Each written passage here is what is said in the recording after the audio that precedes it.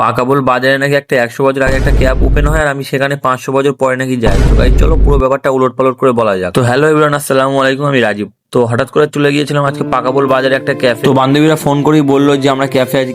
আমি আর শাইনু চলে গিয়েছিলাম ক্যাফে। তো আমরা যাওয়ার আগেই দেখলাম বান্ধবীরা ওখানে বসে সবাই গল্প করছে আর ওরা এমন এমন কথা বলছে, এত হাসি পাচ্ছিল গাইস কি। তো বন্ধুরা একসঙ্গে বসলে আর কি যা হয়, একটু এক্সট্রা লেভেলের পাকামুখ ঠাট্টাই আর কি হচ্ছিল ওখানে। আর এদিকে জুলুদা বসে, আর এদিকে ক্যামেরা অন করা দিয়ে তামিম যা হাসি দিয়ে দিল। আর তোমরা কে কে তামিমকে চেনো একটু কমেন্ট করে জানি। আর এদিকে শুধুমাত্র একটা ফটো তোলার জন্য গাইস এদিকে কঠোরভাবে পরিশ্রম করছে। আর এই মালটাকে দেখতে পাচ্ছ, এর কোনদিন লাইফে একটা ফটো তুলে কোনদিন স্যাটিসফাই হয়নি। ওর কমপক্ষে 100টা ফটো তুলে দেবে। তাই এদিকে ভাইটার আগমাগ করে বলছে তো ছাই থেকে নিচে ফেলে দেবো।